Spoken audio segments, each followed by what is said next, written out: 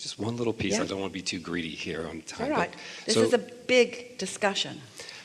So when I'm with my patients that I'm working with, and I'm trying to be in that receptive mode to understand what's going on, and I know that that patient is me too and such, but am I communicating with my higher being or am I communicating with their higher being? It depends. And how you know the difference is by how you feel. And it's a discussion that we had before. It's about getting out ahead of it. It's about being very sure of where you are before you walk into the conversation. Isn't it? Yes. So that's the part that you most want to practice, is making sure that you're in alignment with who you are. When you are interacting with them, first, each of them is in a different place. And where you are energetically or vibrationally varies a bit too. But whatever vibration is dominant will prevail. And what's typical is they're feeling guarded, and so is their caregiver.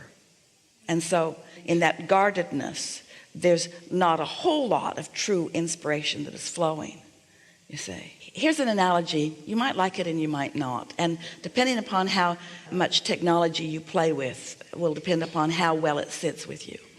But Estra's noticed from the many moving parts of technology in her world that it's the best idea when they are introducing something new, even in the simple electronics that is here. It's not so simple. It's been coming for a while, but there is a mixer that's mixing the video and a mixer that's mixing the sound, and it's coming through the cables and being delivered to you and so forth. And every now and again there's a desire to upgrade something. But they've learned not to introduce too many new things at the same time, because you want to know when there is a reaction, you want to know what the probable cause of that reaction is.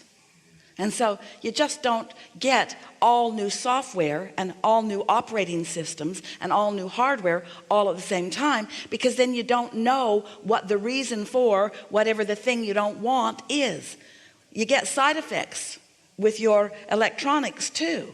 And if you've introduced too many new things, then it is more difficult to isolate which it was that's not mixing with the other. In other words, what's not happy. There's software incompatibility somewhere here. And in medicine, there are so many things that are being introduced at the same time that you sort of lose track. And so if an individual is physically out of whack and you introduce something into the equation, it's not too difficult to note, if you're paying attention, if you are the individual or the observer of the individual, whether that helped or didn't. Is it the same, or is it a little better, or is it a little worse? Is it the same, or is it a little better, or is it a little worse? Well, if it's the same or even a little better, then introduce a little more. Is it the same, or is it a little better, or is it a little worse? But when you introduce so many things simultaneously, you don't know what part of it was a little better and what part of it was a little worse. And that's what you're getting at with all of this. They're trying to counteract that. They've got something that's almost stable, but it's not quite stable, so they introduce something to it to stabilize it. And the thing that they've introduced to it to stabilize it then has an adverse reaction for someone else, but they don't know what part of it is, you see. Where if you are responding from your tuned in, tapped in, turned on, you can feel right away. That's one of the things that we like so much about you all learning to meditate or practicing meditation, because when you quiet your mind for 15 or 20 minutes a day, we wouldn't do it more than that, you allow your vibration to naturally rise. And when it rises, what happens is you're more sensitive to lower vibrations, so your guidance system works better. And so if you improve your sensitivity, you don't feel so good, but your sensitivity is guidance that lets you know whether you feel a little better or whether you feel a little worse. You see what we're getting at? Oh, it's so nice to know if you feel a little better or if you feel a little worse. It's so nice. And don't you want to lean toward what feels a little better? And don't you want to lean away from what feels a little worse? Don't you want to sort of slow the whole thing down just a little bit and let the individuals be more sensitive to what they're feeling?